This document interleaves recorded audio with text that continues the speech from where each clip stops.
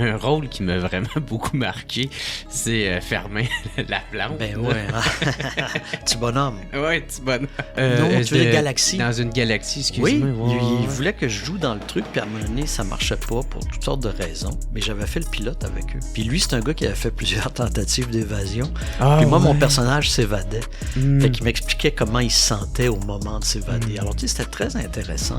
Tu sais, souvent, je me réveille la nuit, puis je dis, telle affaire, j'aurais dû écrire ça comme ça.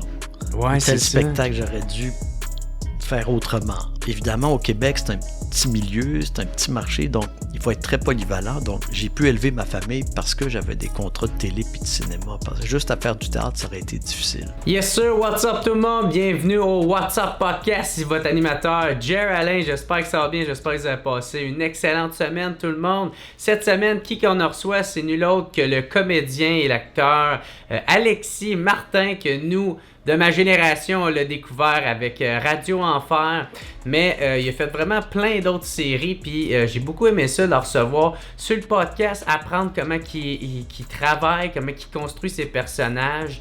Fait qu'un gros merci à Alexis Martin d'être venu au What's Up Podcast. Juste avant que je vous laisse écouter le podcast, juste vous rappeler encore une fois, un gros merci à mes commanditaires qui est procafetière.ca et les cafetières Bellucci. Et encore une fois, je tiens à vous le rappeler, toutes mes pensées continuent d'aller avec procafetière.ca qui se remet d'un incendie qui a ravagé, qui a été perte totale leur local à Varennes, mais ils ont été capables de se remettre sur pied et ils vous attendent. Si vous voulez les encourager, c'est bien important de leur donner notre support. Allez le faire au procafetière.ca. Allez vous commander soit un sac de café ou un sac du café What's Up Podcast si vous le voulez. Ou sinon, allez les voir dans leur local parce qu'ils ont un nouveau local. C'est toujours situé sur la Rive-Sud. Je vous encourage fortement, c'est ça, à aller les voir et de les encourager. Fait qu'un gros merci à procafetière.ca de continuer de supporter le What's Up Podcast et le podcast vont vous supporter aussi. Fait que un gros merci. Et juste avant d'écouter le podcast, j'aimerais vous rappeler, si vous voulez m'encourager moi, vous voulez devenir membre au patreon.com/whatsapp-podcast, ça vous permet d'écouter tous les podcasts d'avance, tout ce que je fais d'avance, vous ayez une exclusivité tout de suite et c'est pas cher, c'est 3-4 piastres pour vous autres puis pour moi, ça fait toute la différence. Fait qu'un gros merci à mes membres Patreon, ou sinon vous pouvez toujours vous abonner sur ma chaîne YouTube, cliquez sur s'abonner, laissez un petit thumbs up, écrivez Fermin Laplante dans les commentaires si vous avez aimé le podcast, vous l'avez écouté jusqu'à la fin.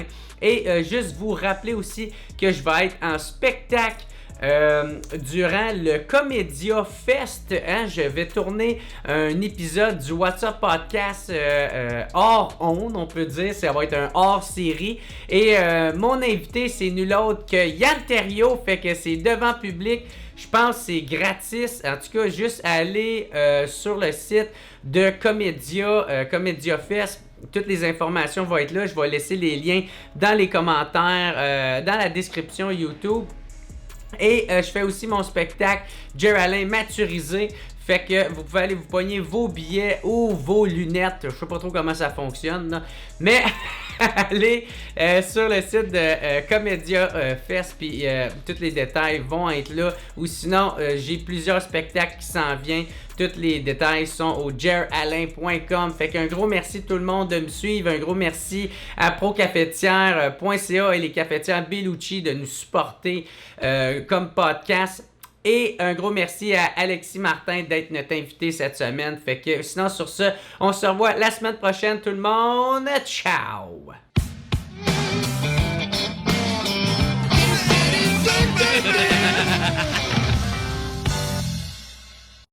Aujourd'hui, très content de le recevoir en podcast. Ça faisait un bout que je voulais l'avoir. Alexis Martin, ça va bien? Oui, ça va. Ah ouais. Merci beaucoup d'être là. Moi, je savais pas. J'ai découvert ça aujourd'hui. Tu as participé d'un film de Pierre Falardeau. Ah oui. Le Party. Ah oui. Ouais. Ça fait longtemps. Ça doit faire 25 ans, je sais pas. Peut-être plus. Ouais, c'est ça. 30 parce ans. que c'était dans tes premiers films, ça, Oui, je pense. oui, j'avais pas 30 ans. Je vais avoir 28. 25, 26 ans. Et puis, c'était dans l'ancien prison de Saint-Vincent-de-Paul. OK. Qui est désaffecté depuis longtemps, je pense, là. Ouais. Et puis, on avait tourné ça là, en bonne partie, avec, à l'époque, Francis Simard, qui est décédé, lui aussi, comme Pierre, qui a été membre du FLQ, hein. OK. Et qui était un peu notre coach. Et puis moi, j'avais été... Il vous donnait comment on se comporte en prison. Puis, parce que Pierre Falardeau, il avait une vision quand même très... C'est un anthropologue à la base, Pierre. Hein. Mm-hmm. Alors lui, ce qui était important pour lui, c'est l'exactitude.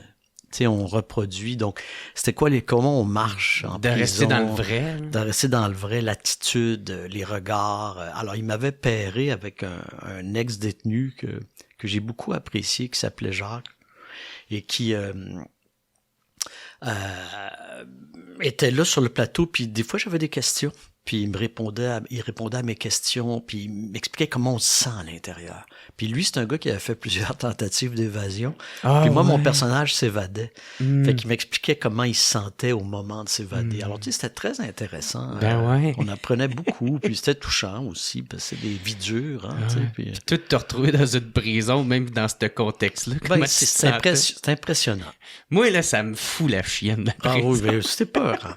C'était peur. Hein? J'ai reçu tellement de personnes qui ont passé une partie de leur vie en prison, comme Raymond Boulanger, là, il m'en a parlé. Puis, moi, là, ça me terrifie d'aller. Je pense qu'on est tous un peu terrifiés. Je pense que c'est un peu le but de la prison, ouais, j'imagine. C'est pas supposé être le fun. Mais oui, c'était peur. Hein? Ah oui, c'était peur. Hein? Puis ça pose toutes sortes de questions. Il était comment, Pierre Falardeau, comme réalisateur? C'est un gars très intelligent. C'est un gars très sincère aussi, c'est-à-dire il n'y avait pas trop de filtres, tu sais, il disait les choses comme il les pensait. T'avais pas mal toujours l'heure juste avec lui, mais c'est un gars qui était prêt à répondre aux questions. C'est-à-dire que c'est pas un gars qui se cachait derrière son autorité de réalisateur. C'est-à-dire quand on avait un doute, on comprenait pas quelque chose, on lui disait, puis il prenait le temps d'expliquer les choses. C'est un gars qui avait beaucoup d'humour aussi, ça, on insiste moins là-dessus, parce qu'on le voit toujours comme un gars plutôt un peu en colère, puis en train de protester. Ouais. Mais c'est un gars qui avait beaucoup d'humour, beaucoup d'humanité aussi. C'est un gars très, très intéressant, qui a voyagé, qui a rencontré toutes sortes de monde, puis qui était vraiment un homme très convaincu au plan politique. Il parlait beaucoup du peuple québécois, mais il parlait aussi de Cuba, d'Algérie. Il y avait une conscience globale aussi des luttes. Ouais. Pour l'indépendance. Ouais, l'autonomie, l'indépendance, la dignité des collectivités, des gens. Hein. Puis toi, ce rôle-là, c'était-tu un de tes premiers rôles que tu avais? Écoute, au cinéma, je pense que ça devait être le deuxième rôle, peut-être le premier rôle important au cinéma, en fait. Oui. Le premier rôle d'envergure au cinéma.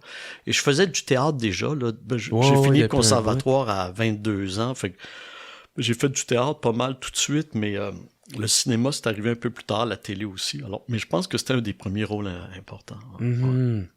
Ben ça, moi, un rôle qui m'a vraiment beaucoup marqué, c'est Fermin Laplante. Ben ouais, hein? Petit bonhomme. Ouais, petit bonhomme. Ben oui. Ah ouais, ça, tu t'en fais-tu encore beaucoup parler? Oui. Non, vraiment, les gens de ta génération, mais aussi des gens plus jeunes qui ont vu des reruns, là, tu sais, des reprises, parce que ça a continué à rouler, ça, là. Alors oui, je m'en fais beaucoup parler. Ça fait, je pense que ça a amusé beaucoup les gens, toute l'équipe avec Robin Aubert et puis Michel Charette et puis François Chénier, puis toute la gang. Là, Joël Marin. Oui, Joël Marin, puis Micheline, Bernard. Puis, bon. Alors, c'était une belle gang, c'était une belle aventure. On a eu beaucoup de fun.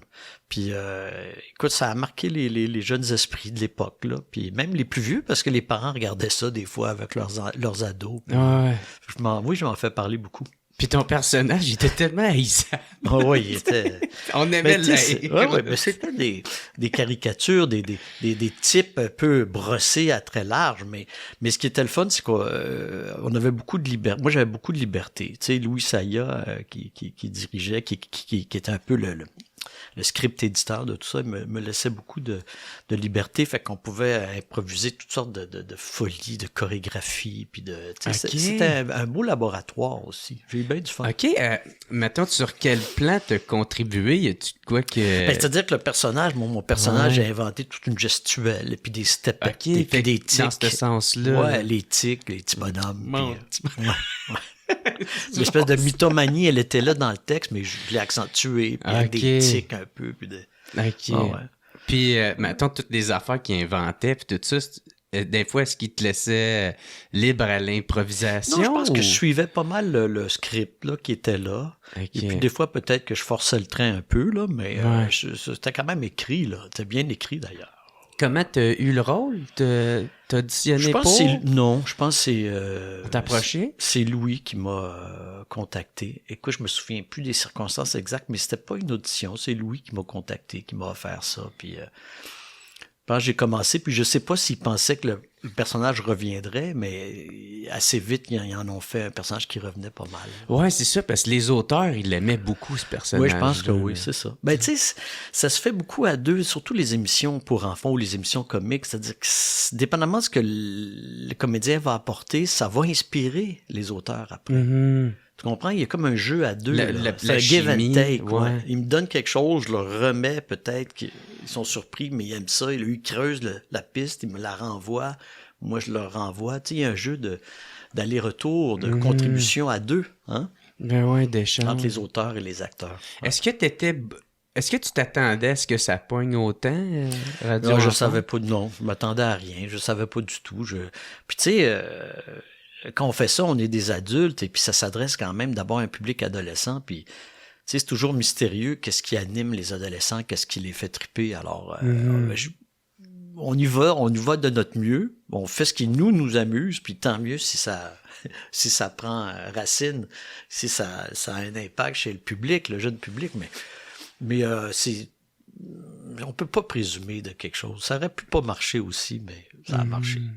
Est-ce que, mettons, côté impact que ça a eu sur ta carrière, ce rôle-là, peux-tu me parler des impacts positifs et négatifs? T'sais? Est-ce qu'il y en a eu? Des impacts négatifs, non. C'est plutôt positif. Ce qui m'a beaucoup touché à un moment donné, c'est je voyais beaucoup d'enfants issus des communautés culturelles, donc qui étaient première génération ici, dont les parents n'étaient pas québécois. Et puis, Radio Enfer, c'était un contact important pour eux avec la culture québécoise, avec la société québécoise. Puis ça me touchait beaucoup. Qu'ils me reconnaissent dans la rue puis qu'ils viennent me parler. Et puis, tu sais, c'était des gens qui venaient de communautés latino ou haïtiennes ou italiennes. Puis ils disaient, hey, nous, on regardait ça en rentrant de l'école. Puis on a vu ça. Puis c'est une façon de prendre contact avec une culture aussi. Ça sert à ça. Même la télévision peut être un instrument très important pour ça. Fait que ça me touchait beaucoup.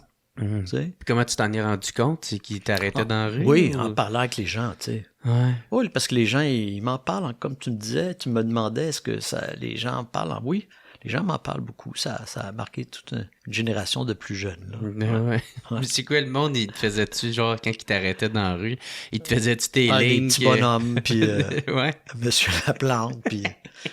oui, il me rappelait des gags puis des tics verbaux. Ah ouais, puis tout, des fois, il y a des affaires que tu oublies, là, tu t'en souviens écoute, pas. Là, ça m'est arrivé souvent, les gens, ils me font des blagues, puis je les regarde, puis de quoi tu me parles? Ouais. Puis là, ben oui, dans l'émission, OK, d'accord, je m'en souvenais pas. Non, ouais, moi, ça fait 20 ans de ça, tabarnak, je m'en souviens plus.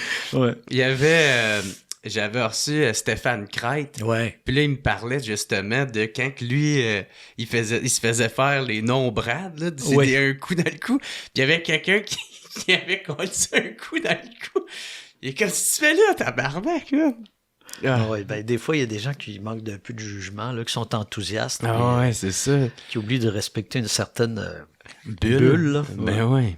Voyons donc. Ouais, ça arrive, ça. Mais tu sais, mais c'est rare que ça. Les gens sont plutôt respectueux, je te dirais, en fait. Ils sont plutôt gentils. Ça m'a jamais achalé, moi, en tout cas. Je me suis jamais senti achalé. Ouais, c'est ça. Je suis plutôt heureux comme interaction, là. OK. Ouais, c'est ça, quand je parlais d'impact négatif, c'est que des fois, tu sais, quand il y a quelqu'un qui fait un rôle qui marque beaucoup, ben il reste comme pogné avec ça, tu sais. Puis là, il peut pas comme, tu sais, sortir, faire un autre Non, style de non, personnage? heureusement, je touche du bois, j'ai jamais eu ce problème-là. Peut-être aussi beaucoup parce que je faisais souvent des rôles d'appui ou des seconds rôles à la télé, donc ça me marquait pas tant que ça. Mais puis moi, j'ai surtout travaillé en théâtre. Tu sais, je dirige une troupe de théâtre depuis 20 ans, le Nouveau Théâtre Expérimental. J'ai écrit beaucoup pour le théâtre, j'ai joué beaucoup pour le théâtre. Alors, ça, c'est comme un autre monde. Puis ce que je faisais à la télé ou au cinéma, ça avait pas d'impact là-dessus. Donc, j'ai toujours travaillé beaucoup.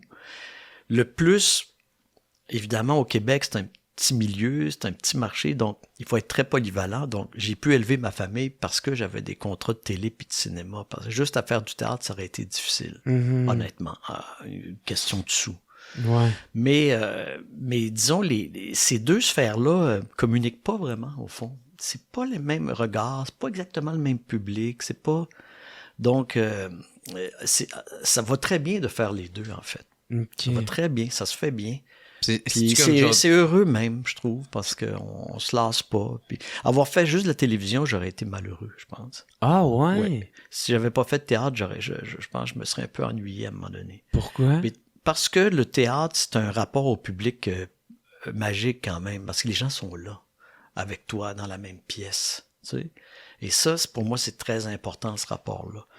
Et de rencontrer les gens, vraiment. T'sais. La télévision, j'aime beaucoup faire ça. J'adore faire ça, mais tu fais Cérébrum ou tu fais des séries comme ça, ton public, c'est le plateau immédiat, c'est tout. Mais le public, après, tu le rencontres sur la rue quand il te parle de la série, mais il est pas là avec toi quand tu tournes. Alors, ce rapport-là du théâtre très, très humain, très chaleureux, là, je suis très attaché à ça. Et puis aussi, le théâtre que je pratique, ça m'a permis d'aborder des sujets ou de faire des choses que j'aurais pas pu faire à la télé ou au cinéma. Il y avait une grande liberté. Okay. Parce qu'il y a moins de sous, il y a moins d'intermédiaires, il y a quelque chose de plus souple dans le cadre du théâtre. Il y a plus de recherche, on prend du temps pour écrire un texte, on le répète, on explore. C'est un autre type d'objet culturel qui est produit autrement. Mais c'est pas le même retour financier, par exemple. Non, c'est ça. Là, il y a une question. C'est là qu'il y a le problème. Oui. Ben, c'est le problème. Le Québec, c'est un petit marché. On va pas se mentir, là. C'est pas les États-Unis ou la France, là. Alors, santé. Alors ça, et c'est pour ça qu'un gars comme Jean-Louis Millette, je sais pas, toi, t'as peut-être pas connu ça, qui est un grand comédien québécois. Quand j'ai commencé ma carrière, j'ai joué avec lui dans En attendant Godot au TNM en 1993. Puis il m'avait dit, Alexis, il faut que tu sois polyvalent. Si tu veux durer dans ce métier-là au Québec, il faut que tu sois polyvalent. Donc, faire des voix à la radio, faire du doublage, enseigner, faire du théâtre, faire de la télévision, faire du cinéma. Faire de l'humour, faire de la mise en scène. Écrire des livres. Il m'a dit, sois polyvalent parce que on fait vite le tour. On peut pas se cantonner à une seule discipline. Ah, c'est un bon conseil. Oui, c'est un bon conseil. Que tu as beaucoup appliqué. Que j'ai beaucoup appliqué, oui. Que j'ai beaucoup appliqué, puis que je transmets à mes camarades plus jeunes, des fois, quand ils commencent. Ben ouais, parce que t'es multidisciplinaire, là. T'as écrit plein de livres. Parce que, tu sais, des fois, les gens, ils commencent, puis... ils sont bons, ils sont beaux, puis ils ont des rôles à la télé, puis pendant 7-8 ans, et on a l'impression qu'ils vont travailler toute leur vie, puis à un moment donné, il y a des plus jeunes, puis des plus fous qui arrivent, puis là, tout à coup, ils travaillent un peu moins. Puis à un moment donné, la télé les engage plus ils comprennent pas. Mais s'ils n'ont pas d'autres chevaux de bataille, ils restent un peu en rade. Alors, c'est pour ça qu'il faut... voilà. L'as-tu vécu, ça? Écoute, je touche du bois, mais en 40 ans de carrière, j'ai jamais eu vraiment de panne. Il y a eu des années plus... mollo. Plus mollo. Il y a eu des années très occupées. Et puis, comme moi, j'ai beaucoup développé un amour de l'écriture, ben, quand j'ai pas de contrat au théâtre ou à la télé, j'écris. Mais je prépare des projets. Donc, finalement, je me suis toujours occupé. Ouais, je me suis toujours retrouvé à m'occuper beaucoup. Ouais. Parce que c'est ça, j'imagine, c'est beaucoup de préparation pour amener un projet. Quand tu écris une pièce ou un scénario de film, c'est fait que tu le prends ce temps. Un an et demi, 2 ans, des fois 3 ans à écrire ou à penser quelque chose. Donc, ouais. OK. Fait que dès que j'ai du temps pour ça, si je suis pas occupé à tourner ou à jouer au théâtre, ben j'écris. OK. Ouais.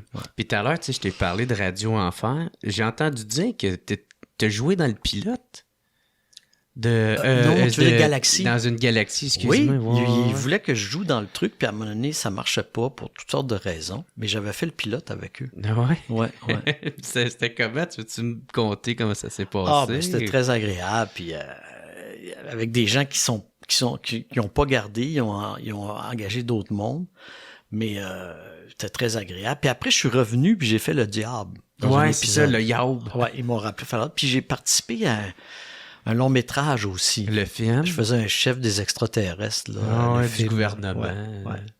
Ouais. Mais c'était le fun, ça, c'était bien le fun.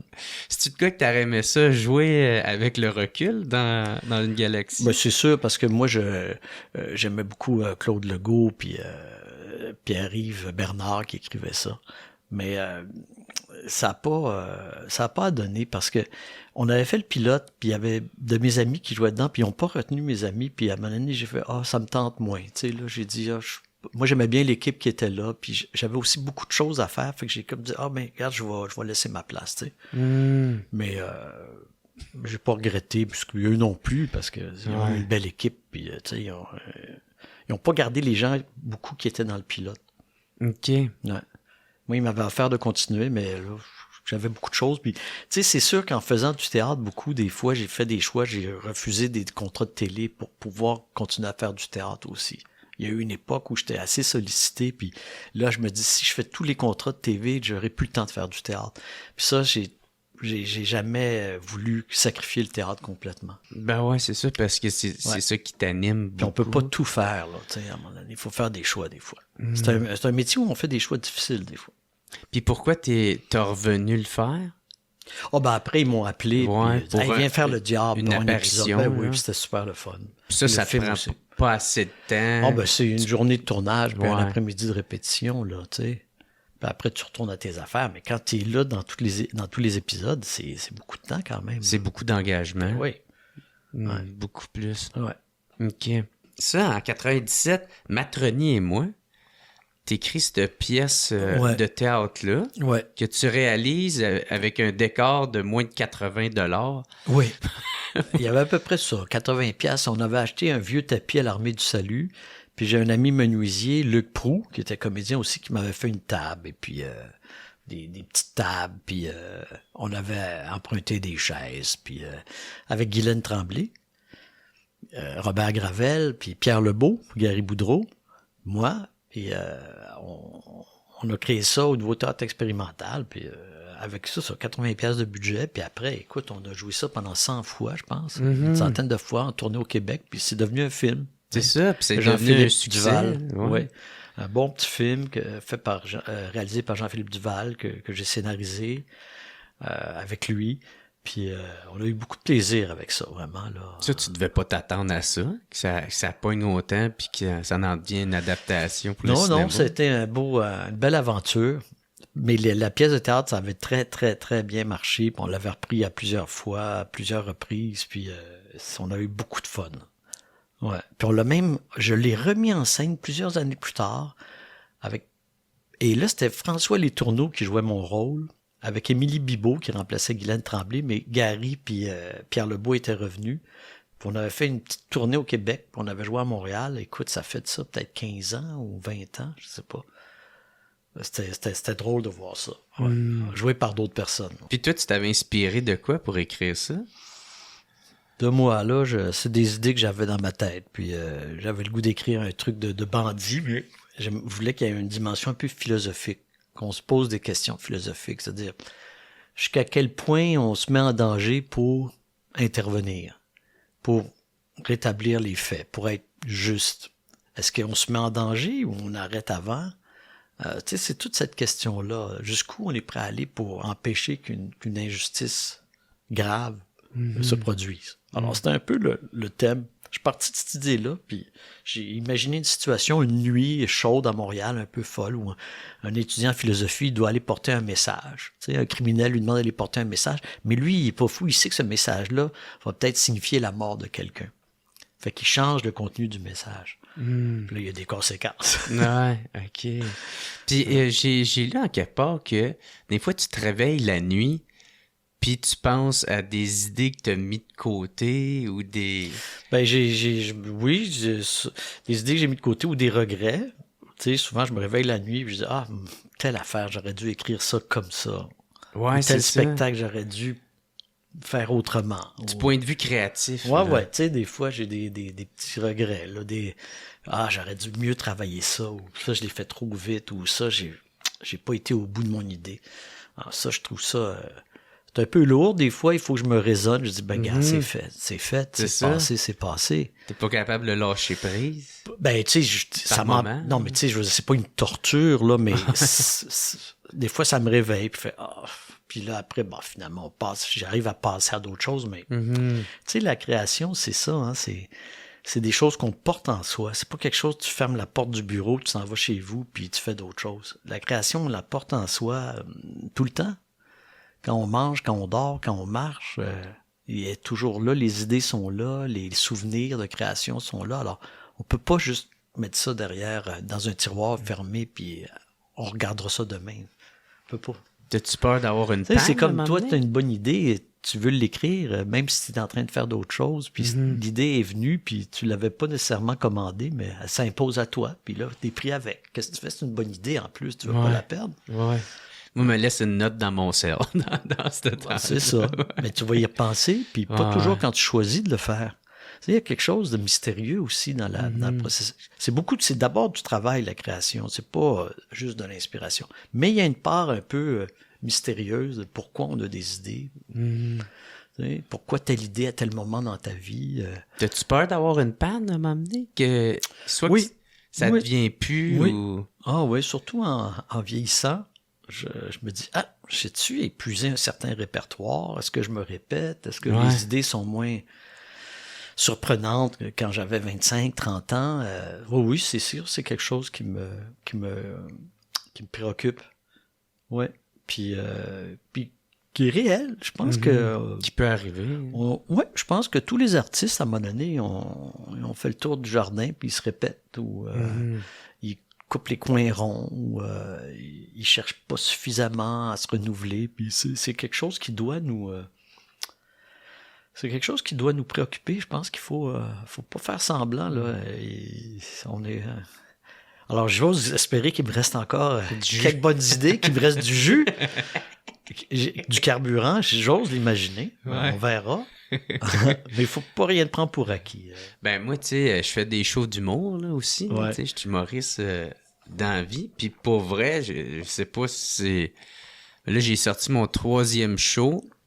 Puis après celle-là, je pense plus que je vais en réécrire. En tout cas, avant, pour un bon crise de bout, là.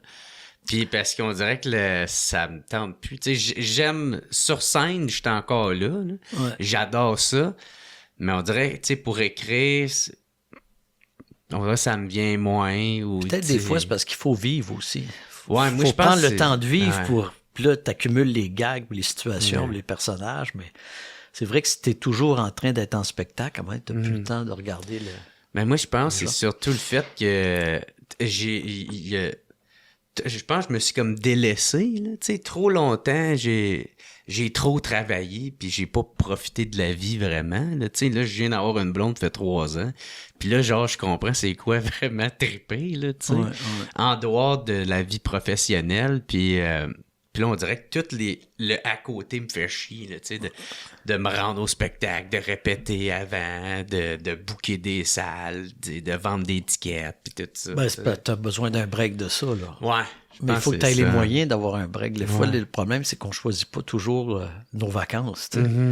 Des fois, il faut travailler, gagner sa vie. Mais si tu as l'occasion de prendre une sorte de sabbatique, de congé de spectacle, puis tu en as besoin, mais il faut en profiter. Ben oui, je comprends ça tout à fait. Toi, ça t'as-tu déjà arrivé dans ton métier que, mettons, tout le à côté ou qu'est-ce qui entoure t'épuise? Oui. Il y a des moments où je jouais au théâtre, puis j'étais fatigué tout le temps, puis je regardais le monde souper puis rester chez eux après dans leur salon, puis je les enviais parce que moi, il fallait que j'aille travailler. Des fois, c'est pesant. Des fois, c'est pesant. Des fois, on n'est pas en forme. Puis c'est le soir, en plus. Le soir, des fois, on est fatigué. Ben T'es ouais. debout depuis le matin, mais là, t'as un autre chiffre qui commence au théâtre. Alors, des fois, je trouvais ça dur. Des fois aussi, les pièces sont très exigeantes. Tu vis des choses violentes ou des choses... Tu sais, les émotions sont très chargées, des fois. Ouais. Puis toi, faut T'as que tu pas toujours l'incarnes, hein. t'as pas toujours la disponibilité pour ça. Alors oui, des fois, en tournée, des fois, je trouvais ça lourd, la route. Tu sais, t'es toujours un peu, t'arrives au théâtre un peu Ouais, pas dans le pire. cirage parce que t'as fait 6 heures de route. Oui, et puis des fois aussi, j'ai souvent joué malade, enrhumé, fiévreux, c'est dur, mais the show must go on, c'est ça qu'ils disent. Jouer malade, c'est pas facile, c'est pas le fun. Ouais, t'espères que l'adrénaline embarque. Ben oui, mais tu sais, quand ça fait longtemps que tu joues, il n'y a plus tellement d'adrénaline. Tu as juste ta fièvre, ton rhume, puis tu essaies de passer à travers, tu sais. Sans que ça paraisse trop, parce que les gens ont payé leur billet, puis c'est pas de leur faute si t'es malade, mais... Alors, des fois, tu vis des choses, des séparations, ou des peines d'amour, ou il faut quand tu as joué, tu vas jouer quand même. Puis là, faut que C'est t'incarnes difficile. le bonhomme heureux. Ben oui. Tu sais, si c'est le personnage. Ça, tu peux être pris dans une comédie, Ouais. puis t'as le cœur en miettes. Ça m'est arrivé de jouer, puis je m'étais fait laisser par une femme que j'aimais beaucoup. J'ai trouvé ça dur, mais il faut jouer. C'est fou, hein? Mhm. C'est un drôle de métier pour ça. Hein? Ouais. Ouais. Alors, oui, non, mais je comprends ce que tu dis. Moi aussi, ça m'est déjà arrivé. Je trouvais ça lourd à un moment donné. Là, tu sais. Puis toute ta journée est conditionnée au fait que le soir, tu vas jouer. Fait que là, tu peux pas jamais vraiment Ouais, te relaxer. relaxer parce que tu as une échéance le soir. Puis tu as de la pression de performer. Puis tu sais pas aussi quand que ça va arrêter. Ouais. Tu sais, quand tu vas avoir des contrats, fait que tu essaies d'en prendre le plus pour le temps que... Puis on en prend trop des fois. Ben, moi, c'est ça. Je viens de commencer à accepter de dire non. Ah, non. Ouais. Non, c'est... C'est très difficile de Ouais. dire non dans ce métier-là. T'as raison. C'est vrai. Oui, c'est très, très difficile. Très difficile. Moi, j'ai 60 ans, puis j'ai encore des problèmes avec ça. Ah ouais. Bon, ouais, pourtant, ça fait longtemps, je dis, mets-toi pas encore dans une situation où tu vas être fatigué. Parce que tu vas te brûler, c'est Tu vas te ça. brûler. Alors, il faut que je me parle, faut que je raisonne avec moi-même. Mhm. T'as joué aussi dans l'audition Oui, avec de Luc. Luc Picard. Oui. Hey, ça, ce film-là, man, j'ai capoté, Red. Je C'est un pense beau que film. je pense que c'est peut-être pas celui-là, mais il fait partie des films qui m'a beaucoup fait aimer toute la culture québécoise. Puis, Je pense que Luc a réalisé un très, très beau film. ouais. Puis, Puis il l'a écrit aussi. il l'a écrit. Et puis, il y a même son petit gars qui jouait dedans. Ok. On voit un enfant, là. Ouais, c'est son gars. C'est Henri, qui est Ok. devenu un comédien connu, Henri Ouais. Picard. Il joue dans le plongeur. Le plongeur, exactement, qui est un très bon acteur, un gars charmant, un bon musicien aussi. Ça m'a pris du temps avant de catcher que c'était son fils parce Oui. qu'il Ah ouais. il le disait pas vraiment. Non. Et puis, oui, l'audition, c'est un super beau souvenir. Faire équipe avec Luc, jouer avec lui. Luc, je l'ai connu au conservatoire il y a 40 ans. Donc, je le connais depuis très, très longtemps. Puis, j'ai écrit un rôle pour lui avec Louis Bélanger dans Les Mauvaises Herbes. Je sais pas si tu as vu ce film-là, Les Mauvaises J'en ai Herbes. entendu parler. Ouais. Luc, il a gagné un prix pour son rôle, d'ailleurs. Il fait une espèce de Shylock, là, Pat Node. Ok. Fait que, on est des vieux copains. En Ok. fait. Puis je l'ai fait jouer dans une de mes pièces de théâtre, Sacré-Cœur. Et puis, tu sais, on s'engage, lui puis moi, de temps en temps. Mhm. Puis comment il te l'a proposé de jouer son acolyte là-dedans? Ben écoute, il m'avait fait lire le scénario, puis j'avais trouvé ça bien bon. Puis il m'a dit, ben veux-tu jouer mon acolyte là-dedans? Ouais, Puis Marco, je Marco, crois. c'est ça. J'ai dit oui, tout de suite, avec plaisir. Ah ouais, non, ça a été bien le fun, ce tournage-là. Mhm. Ouais. Il est bon, Luc, parce qu'il dirige et puis il joue en même temps. Tu sais, comme dans Confession. Ouais, ça doit être tough, pareil. Ben, faire c'est ça. exigeant. C'est Ouais. exigeant. Surtout Confession, je pense qu'il était dans toutes les scènes quasiment. Donc, mais c'est un gars très, très méthodique, Luc, très organisé. C'est un gars qui est très concentré aussi, puis qui a un très bon sens de l'espace physique. Ça veut dire quoi, ça? Ben, quand il élabore, tu sais, il a élaboré quelques scènes assez compliquées. Tu sais, le sens de l'espace physique, la géométrie des lieux, là. Où les gens arrivent, où ils sortent dans le cadre de la caméra, tu sais, tout ça, c'est toute une science un peu, là. Puis il est très, très bon là-dedans. Il y a une scène dans l'audition, d'ailleurs, un accident d'auto, là. Je sais pas si tu te souviens. En tout cas, c'est assez très bien fait. Puis c'était assez compliqué à dessiner. Réaliser. Ouais, mais il y a une vision très, très méthodique. Ouais. Quel souvenir t'en gardes de ça? De l'audition? Ah bon, on a ri beaucoup. C'était drôle parce que moi, j'étais un peu un comic relief là-dedans, un peu. Fait que on a beaucoup ri, là. Puis c'était très le fun à tourner, vraiment, là. Très, très le fun. Puis je sais pas, on a un bon contact. On a l'impression qu'on comprend assez vite où on se situe dans la bonne tonalité, le bon niveau de jeu, tu sais. Pas trop chargé, mais en même temps, mettre un peu de caractère, pas devenir non plus trop neutre, tu sais. Puis ça, avec Luc, on a je pense qu'on a beaucoup de référents communs aussi. On aime un peu les mêmes films, les mêmes acteurs. Fait que c'est le fun après de partager ça, puis après de l'appliquer, de le faire, là, t'sais. OK, il te relançait-tu un peu? Oui, puis il y a des films qu'on regarde ensemble, comme on a une grande admiration pour Anthony Hopkins, par exemple. Fait qu'on regarde Nixon, le film Nixon, où là, sa performance est remarquable, là. Ben, t'as-tu vu The Father? Je l'ai pas vu encore. Ah, il paraît que c'est fantastique, ouais. Le film, il est écœurant. Lui, il est tout le temps bon, comme d'habitude, là. Ouais. Mais le film, là... Puis là, faut que j'arrête parce que déjà là, tu vas en savoir trop, là, tu sais. Mais, c'était écœurant, ce film-là. Je sais, j'ai quelque chose que je vais voir, c'est sûr, parce que j'aime beaucoup absolument, Hopkins, ouais. Ah ouais, vraiment. Là, parlant de films cultes, t'as joué dans les Boys? Oui. Ouais.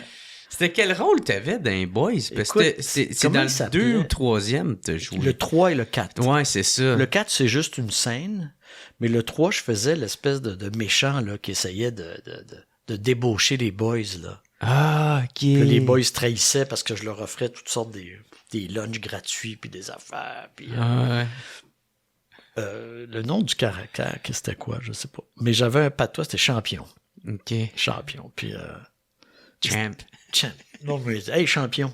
Puis c'était inspiré d'un gars que Louis Saya connaissait, qui m'a fait rencontrer un type fort sympathique. Et je l'ai un peu imité quelques-uns de ses traits, là. Puis ça, on a beaucoup ri aussi, ça, avec Marc Messier, puis Pierre Lebeau, puis Rémi, puis toute la gang. Ça, c'est bien le fun. Ah ben, jouer dans un film de même avec tous ces acteurs-là. Ah ouais. On s'ennuyait pas. Non. Après, j'ai joué, je pense, dans la série télé aussi. Tu te souviens, il y avait aussi une série télé. Il y avait les grands films. Écouté, il y avait une série télé, ouais. Mon personnage revenait. C'était une espèce d'homme d'affaires, mais un peu véreux, là. Fait que là, je revenais, puis là, je dirigeais des maisons pour gens âgés, là. N'importe quoi, faire de l'argent, là. T'aimes-tu ça, jouer des méchants? Oui, ben, c'est bien plus le fun. C'est plus le fun. Ben oui. C'est sûr. Ce qui est le fun, ce qui est plate, c'est jouer les beaux gosses amoureux. Ils sont plates, là, les beaux garçons amoureux. Mais jouer les méchants, là, mettre toutes sortes de caractères, puis sculpter la silhouette, puis trouver des tics, et puis avec des sentiments, jouer la colère, la méchanceté, la cruauté, c'est bien plus intéressant, moi, je trouve, en tout cas. Parce qu'il y a plus de jus là-dedans. Ben, il y a plus de jus, plus de viande, plus de quoi à composer, tu sais, à créer quelque chose, tu sais. Mm-hmm. Oui, c'est le fun. Je pense que les comédiens en général, ils vont te dire ça. Les méchants sont souvent presque plus intéressants. OK. Ça a comme, on dirait plus de strates.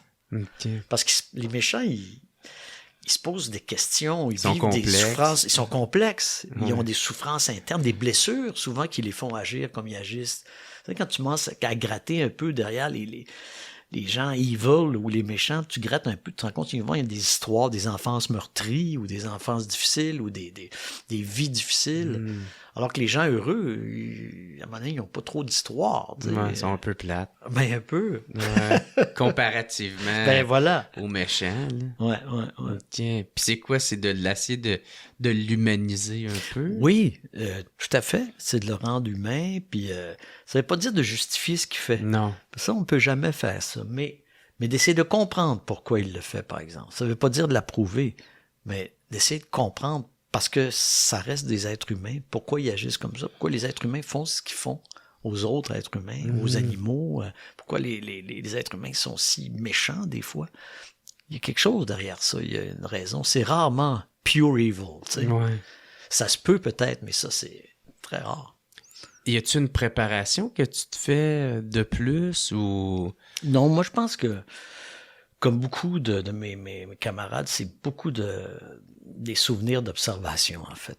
Mm-hmm. On prend des traits là chez des gens, ça peut être même dans la famille ou des amis ou des étrangers, puis là on prend les traits, puis on accumule ça, puis là on fait un amalgame, là on fait un collage. Puis là on dessine une silhouette, puis là on essaie de l'incarner. Tu sais. Essaye de changer, mais en même temps on change pas trop, ça peut pas que ça a l'air artificiel, mais en même temps c'est des petits changements dans la respiration, dans la démarche, dans le rythme, tu sais. Fait que c'est quoi, t'emmènes, maintenant tu crées un peu un personnage avec les lignes que t'as déjà du scénario. Oui. Puis là, après ça, tu vas te là, faire... je pars de mon corps à moi. Tu vas te faire diriger par le réalisateur. Aussi. Ou... Mais moi, souvent, je vais arriver avec une proposition. Puis le réalisateur, je vais le laisser faire l'édition plus fine. Puis il dit, OK, non, là, c'est trop. Là, ça, il manque tel élément, tel élément. Lui, il est là pour comme tempérer, pour... Ouais, il y a toujours des bouts qui dépassent, là, ou des cordes, des coutures qui paraissent trop. Ça, c'est sa job. Ouais. Mais moi, il faut que je propose quelque chose, tu comprends? Mais je pars de mon corps, de ma voix, je sais pas de... Faut que t'arrives avec une base. Là. Oui. Oui, j'arrive avec une proposition. Ouais. En me fondant sur le scénario. Là. Fait qu'il y a quand même une job de création quand t'interprètes un rôle. Oui. Tu sais, c'est pas juste genre, tu t'en vas lire tes lignes. Non, il y a une job d'incarnation. Ouais. La création, oui, on crée une silhouette, je dirais. C'est comme sculpter une silhouette, mais la matière, c'est mon corps, c'est ma voix. Puis je la change, je travaille, comme la matière. Il y a une part de création, c'est vrai. Mais, ouais, c'est vrai. Puis c'est ça qui est le fun. Parce que dans Cerebrum, tu joues un méchant là-dedans. Je joue un gars troublé qui fait des choses pas fines. Il prend de la drogue, il peut être un peu violent, mais c'est lui la victime, au fond, tu te rends compte. C'est lui qui se fait manipuler par un gars pas mal plus méchant que lui, qui est joué par Hugues Frenette, qui était excellent d'ailleurs. Il était excellent. J'ai beaucoup adoré jouer avec ce gars-là. Puis, mais ça, c'est un beau personnage dans Cerebrum. J'ai bien aimé faire ça. Parce qu'au fond, le gars, il est complètement dépourvu, mais il a une vulnérabilité en même temps à montrer. C'est pas juste un idiot, c'est-à-dire que c'est quelqu'un qui est blessé, qui a de la difficulté à fonctionner, qui a de la difficulté à être au monde. Et il réagit il fait pas les bons choix. Il prend de la dope, il est menteur. Mais tout ça est connecté sur un malheur intime, une souffrance profonde. Et c'est ça qui est intéressant à jouer. Si tu joues juste le gars qui est toujours sur la dope, sur le party, puis qui a pas de bon sens, à un moment donné, tu plafonnes. Mais si tu joues ça, mais en même temps, tu fais vivre cet aspect de souffrance, de pathos, d'humanité, là, ça devient un personnage à plusieurs dimensions. Mais là, c'est intéressant à faire. C'est-tu de même que tu le voyais quand tu as lu le script? Oui, parce que c'est bien écrit, puis on voit bien là que... Puis il y avait tout le partnership avec Micheline Langto qui jouait ma mère. Et lui, il veut désespérément être aimé de sa mère. Elle le rejette tout le temps. Elle le diminue tout le temps. Donc là, il y a beaucoup d'espace pour un comédien à dire, OK, comment... Je veux lui montrer que je suis correct, mais en même temps, je fais toujours des gaffes. Je fais toujours les mauvais choix, donc je suis toujours déchiré. Donc là, on arrive dans une zone où il y a beaucoup de choses à jouer. Il y a beaucoup de viande dans le sandwich, là. Puis ça, c'est le fun. Il y a beaucoup de nuances à faire. À quoi tu penses quand tu incarnes ces genres de rôles-là? Parce que, tu sais, moi, dans ma tête, tu le vis, le moment. Il faut que tu y crois toi-même. Il y a comme une sorte de lâcher-prise, un laisser-aller à un moment donné. À un moment donné, je suis dans la prise, là, la take, là, dans la scène. Là. Puis là, à un moment donné, là, on dirait que le personnage parle. Il arrive tout seul. Ouais. Puis moi, je deviens un spectateur comme les autres. Alexis Martin, il s'efface. Ouais, puis il disparaît un peu. Puis ça, c'est quand ça marche. Quand on reste trop conscient de ce qu'on fait, on a quelque chose qu'on n'a pas atteint, puis c'est pas agréable. Mais à un moment donné, on le possède, là, on le sent en nous, là, laisse-les parler, laisse-les faire. Puis le personnage, il est là, puis c'est le fun dans ce temps-là. Ça arrive pas toujours, des fois c'est difficile, des fois il y a des journées, on dirait qu'on est trop conscient de ce qu'on fait, on se juge trop. Tu sais? On est trop en train extérieur, puis on se regarde aller. Mais la plupart du temps, heureusement, quand il dit action, on laisse... Puis tu t'oublies. On lâche prise, puis le personnage arrive, puis il fait la job. C'est ça qu'on vise, en fait. Ça doit être fucké des fois quand tu fais des scènes de même, tu sais, genre que tu veux aimer ta mère, puis ta mère, elle t'aime pas, puis elle te réduit, puis elle te repousse. Ben, des fois, ça... Ça doit amener une genre de tristesse, tu as quand même vécu. Oui, ben voilà, mais c'est une très bonne question. Je te dirais que, en général, quand même, les comédiens, on est capable de cette espèce de dédoublement-là. Là. Ouais. C'est pas moi, c'est pas ma mère. Ouais. Mais tu sais, des fois, quand tu passes la journée à jouer des scènes tristes ou à sentir la tristesse d'un personnage, des fois, tu es plus fragile après. Ah ouais, tu dois être déprimé un peu. Ben, t'es plus fragile. Moi, des fois, après certains trucs, j'étais plus fragile, plus fragile, plus sensible.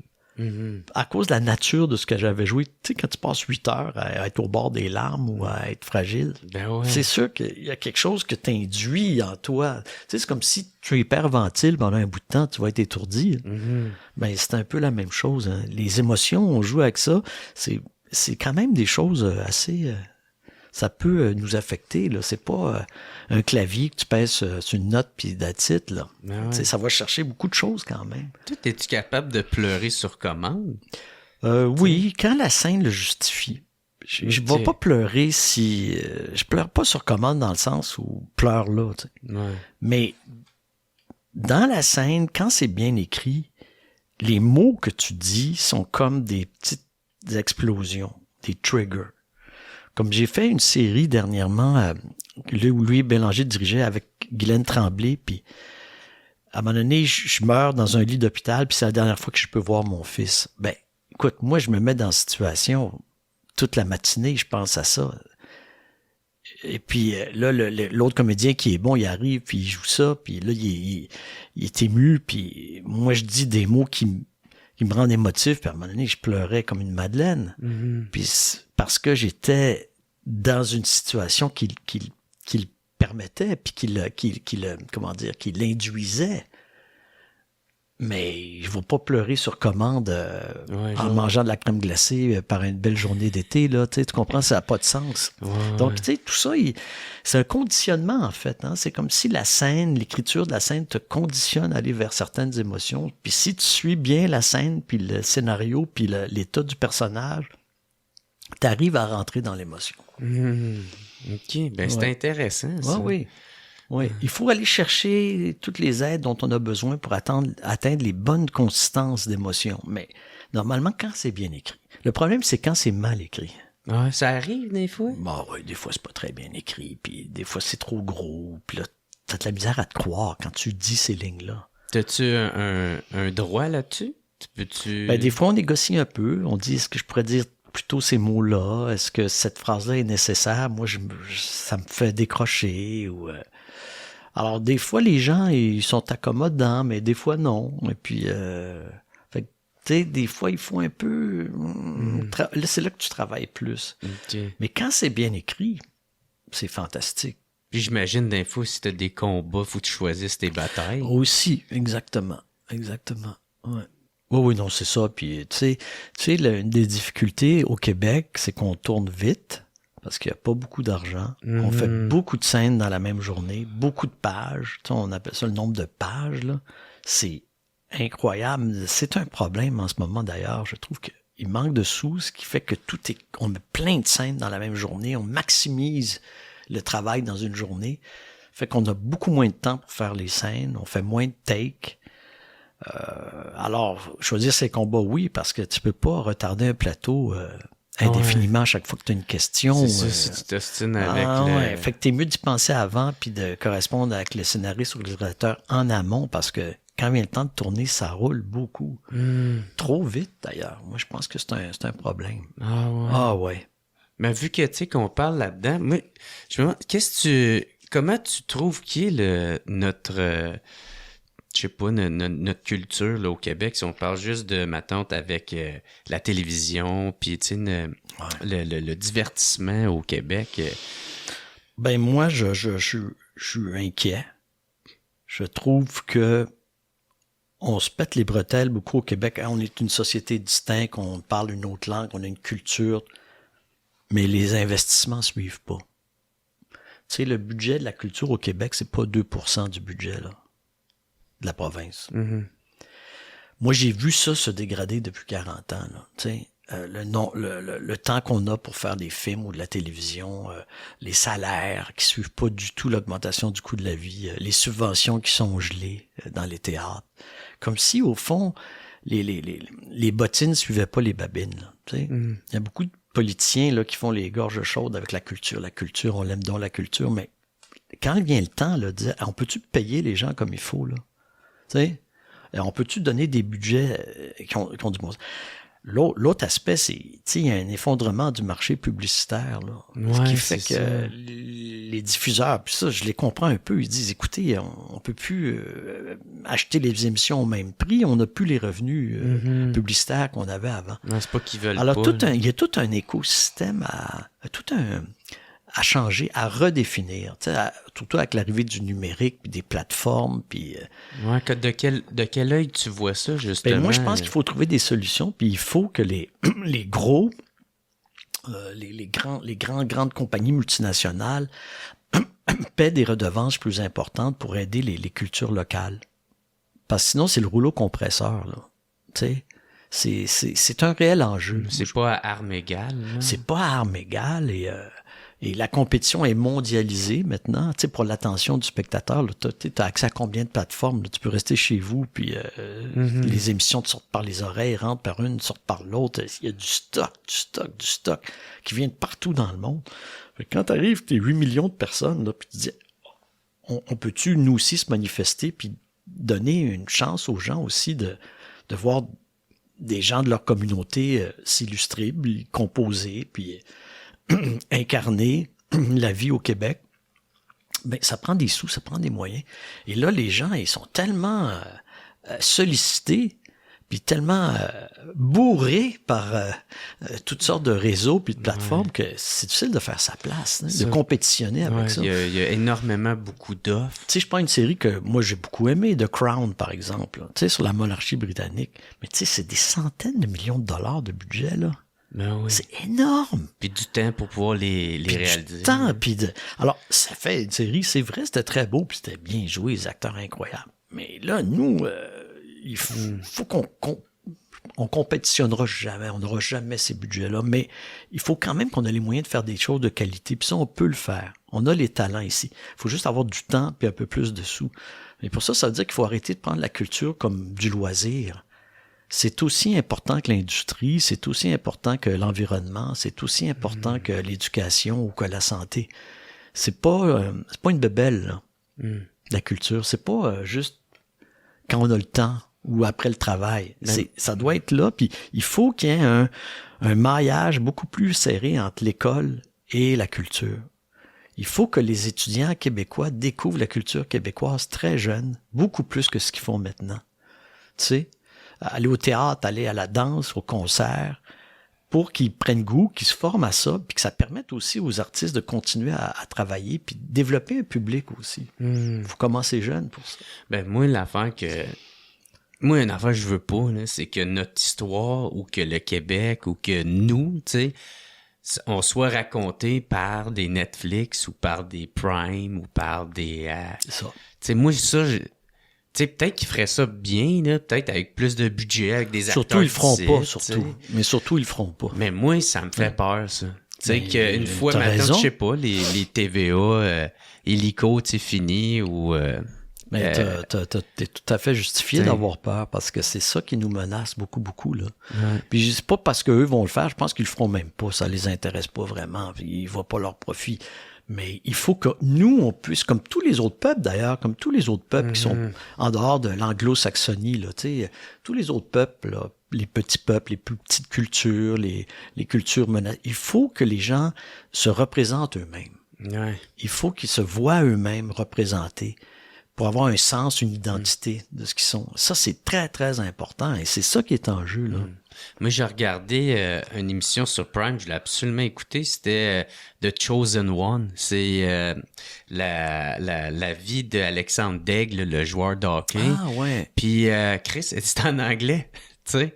Ça m'a tellement fait chier, là. Puis c'est là que j'ai catché l'importance de nous raconter nous-mêmes. Voilà, t'sais. voilà. Ah ouais, tellement. Parce qu'avant, des fois, moi, je peux être quand même assez intransigeant sur, Chris, fais ton argent, puis Chris, ça va marcher tes affaires, c'est parce que personne veut ça. Mais des fois, c'est ça, faut arrêter puis prendre le temps vraiment de réfléchir sur à quel point que c'est important de parler de nous. Puis que ça soit raconté par nous, par des gens d'ici qui comprend les enjeux, qui comprend... Tout à fait. Tu sais, parce que c'est ça, je trouve, des fois, on peut être... c'est ça, facile de pointer du doigt et faire comme, esti, vous êtes tous subventionnés des affaires de même, mais... par exemple, tu sais, c'est important de parler de nous autres, tu sais, puis c'est pas parce que cette histoire-là te parle pas que c'est pas important, tu sais. Faut penser plus loin que ça, puis plus gros que ça, plus large. Tout à fait. Tu sais. Puis pas juste à la Saint-Jean, Puis tu sais, tous les petits peuples ont besoin que l'État s'implique pour que la culture survive. Parce que le marché est petit, le marché est pas suffisant. Puis, tu sais, les gens, ils parlent des subventions aux artistes, mais tout est subventionné au Québec. Penses-tu que l'industrie lourde n'est pas subventionnée? Bombardier était subventionné. Nordvolt, les batteries, là, c'est plein de subventions gouvernementales. C'est rien les subventions aux arts, là, par rapport à toutes les autres subventions. Là. Il y a des subventions qui fait bien plus chier que d'autres. Tu sais, quand ils donnent de l'argent une goutte d'eau, la culture, là. Tu sais, ils donnent de l'argent à Bombardier, puis 4 mois après, ils se donnent des bonus de prime, puis ils ont supprimé plein de postes. Bon, tu sais, c'est un exemple, là, mais ça, c'est partout comme ça. Ouais. Tu sais, les routes là, que les compagnies utilisent pour vendre leurs produits, pour transporter, c'est toi puis moi qui payons ça, là. C'est une subvention indirecte à l'entreprise. Tu sais, alors, tout est subventionné au Québec. Mais dans un monde, je pense, idéal, je pense ça serait que l'industrie soit tellement en santé qu'ils n'ont pas besoin de subventions. Tu sais, parce que moi j'aime bien plus un produit indépendant. Mais ce qu'on fait quand on subventionne, c'est qu'au fond, ce qu'on veut, c'est qu'il y ait un espace artistique qui soit indépendant de l'offre et la demande. C'est-à-dire que sinon, on est obligé de faire toujours les mêmes recettes de ce qui marche parce que tu as besoin d'avoir du revenu. Mais si tu veux vraiment créer une culture originale, québécoise, qui est en dehors du marché commercial ordinaire, il faut que tu aies un espace subventionné. Et c'est pour ça que les petits peuples, les petites communautés comme la nôtre, ils s'éteignent si tu leur ménages pas cet espace-là. Parce qu'ils se font broyer par le rouleau compresseur anglo-saxon. C'est sûr et certain. Donc, il faut ménager un espace de liberté pour que Beau Dommage ou Harmonium puissent faire leur disque si fantastique, si distinct, si spécifique au Québec. Parce que si on est juste dans la logique commerciale, ils n'ont pas de chance de percer. Ah ouais. Fait que tu vois ça de quel œil, les Netflix et Amazon Prime? Moi, je trouve que c'est correct. Moi, Netflix, je regarde ça. Criterion aussi, j'adore ça. J'ai rien contre ça, là. C'est juste, il faut trouver un petit équilibre quand même, qu'il y ait d'autres choses à part ça. T'sais. Qu'on parle, comme tu dis, qu'on parle du Québec avec nos moyens, nos artistes. Et pour ça, il faut que Netflix, puis ils ont commencé à le faire, donne des redevances. Redonne. Ouais. En France, là, quand tu vas au cinéma, là, sur tous les billets de tous les films, il y a une taxe qui est 11%, je pense, qui s'en va dans un fonds, qui sert à quoi? À financer le cinéma français. Ça marche. Ils ont des sous. Ça enlève rien aux autres. Les films américains rentrent là pareil, les Britanniques. Mais sur le billet, par exemple, oublie-nous pas. Mais là, moi... Pourquoi pas? Non, mais c'est ça qu'on demande. C'est qu'on demande une sorte d'équilibre. Ben oui. T'sais. Mais là, moi, le souverainiste que je suis va arriver encore avec... C'est parce que, tu sais, quand ils l'ont fait, Mélanie Joly, qui a été allée négocier avec Netflix, tu sais, oui, elle a eu des sous, elle a eu beaucoup d'argent qui est des peanuts pour eux autres. C'est des peanuts. Mais tu sais, elle a eu quand même, puis ça, c'était très cool, mais elle les a eu pour le Canada. Puis c'est le Canada qui décide, là, les parts qu'ils donnent. Puis... Ouais, c'est un gros problème politique. Ah ouais, c'est ça. Fait que là, l'esti de souverainisme, comme, si on avait négocié en notre nom, ben là, tu sais, au moins, on a 100% de cet argent-là qui va venir qui aurait été plus petit vu que c'est juste le Québec, mais tu sais. Fait que ça, pour moi, c'est une autre bonne raison de se séparer ou d'avoir ce pouvoir-là d'aller négocier parce qu'on n'a pas la même culture. C'est pas la même affaire qu'avec le Canada. Là, c'est sûr. C'est des nations distinctes, c'est sûr. Ouais. Fait que, bref, mais merci d'avoir répondu à ça. Ça fait plaisir. J'avais une dernière question, je veux pas trop prendre de ton temps. En 2012, tu t'es fait arrêter par la police à cause... j'ai été pris. Ouais, je marchais, puis je discutais avec des étudiants, mais je savais pas que... Tu sais, on pouvait pas savoir qu'il y avait eu un ordre de la police de se disperser. Mais ça, ils ont donné cet ordre-là, je sais pas, disons, au Carré Saint-Louis. Moi, j'étais rendu des Pins Saint-Laurent.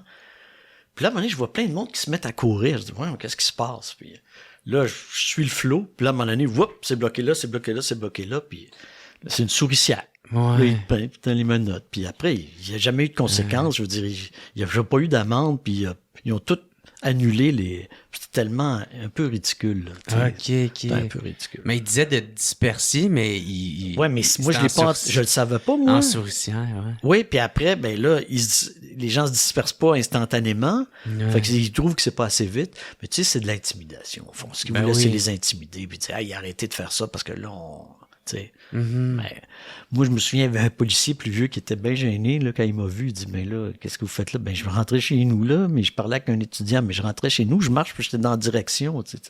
Ah ouais, OK. Là. J'ai tout écrit ça. Là. Mon agent m'a tout fait écrire le récit, puis ils ont envoyé ça à la Cour de Montréal, puis ils ont fait, ouais, il n'y a pas de problème. Tu sais, OK. C'est un petit peu over the top. Mais par exemple, t'as mangé des coups? T'as pas mangé, ben en tout cas dans l'article qui est sorti, t'as mangé un coup puis un coup de poing dans l'abdomen. Non, je pense. Ah oui, à un moment donné, il y a un gars qui trouvait que je bougeais pas assez vite, fait qu'il m'a poussé dans le ventre. Mais c'était pas si pire que ça. Ah, OK. Mais c'était un peu inutile, surtout. J'étais fâché. Je dis, qu'est-ce que tu fais là? Puis le gars, il avait 20 ans de moins que moi. Là. C'était un petit gars, là, avec sa matraque, là. Puis c'est les plus dangereux, hein, souvent ceux qui commencent, là, parce qu'ils n'ont pas beaucoup de sang-froid. Puis là, j'étais là, puis là, je dis, écoutez, là, je peux-tu passer? Je m'en vais chez nous. Je dis, pow! Là, je dis, franchement, là, tu sais. Ouais. Voilà. Fait que là, c'est quoi, t'as passé 4 heures... Bon, ils nous ont mis dans un autobus, puis là, ils nous ont amenés dans un poste à, je sais pas où, dans le nord de la ville, puis les policiers étaient là. Les plus vieux avaient l'air découragés, là, rentrez chez vous, là, tu sais, ça n'a pas été long, là, tu sais. Ouais. Mais oui, qu'est-ce que tu veux qu'ils fassent, tu sais, c'est comme... C'est pas la guerre civile, là, quand même, là, tu sais. Non. Voilà. En tout cas, ça close bien. Ça close bien le podcast. Oui. Un gros merci à Alexis Martin. Merci. Super apprécié. Merci. On avait mes commanditaires qui avaient un petit cadeau pour toi. Ouais, c'est un beau sac, ça. Ouais, ben c'est ça. Ça vient de... Wow! Des cafetières Bellucci puis de procafetière.ca. What's up? Ça, c'est le café du podcast. Là, il faut que j'écrase les grains un par un. Ouais, c'est ça. Puis après, je verse l'eau chaude dans le sac, c'est ça? Oui. Ou tu fais comme avec le vin, tu piles dessus avec tes pieds. Ben, merci beaucoup. Ça vient avec ça, une tasse pro-cafetière. Le mélange What's Up, ben c'est le fun, ça. Ah ouais, c'est ça. OK, super. Le monde peut se le procurer au procafetière.ca. Mais merci. Je vais te laisser le mot de la fin. Ouais. Si on veut te trouver, y a-t-il un projet qui s'en vient? Non, là, je suis plus en écriture, en préparation. Okay. Et puis, je sais qu'il y a un film qui va sortir, dans lequel j'ai participé. J'ai eu bien du fun. Ville et Misérable. OK. Avec Fabien Cloutier. Ah, cool. Pierre-Luc Funk. Et puis Anne-Élisabeth Bossé. Puis Éric Robidoux. Un film très amusant. Une comédie. Puis ça sort, j'imagine, cet automne. That's it. Cool. Bon, ben merci beaucoup, Alexis Martin. Puis merci aussi à mes commanditaires, procafetière.ca et les cafetières Bellucci. Fait que merci tout le monde. On se revoit la semaine prochaine. Bye. It's the What's Up Podcast. What's Up Podcast. What's Up Podcast. Avec Jeremy Alain. Yeah. Boom.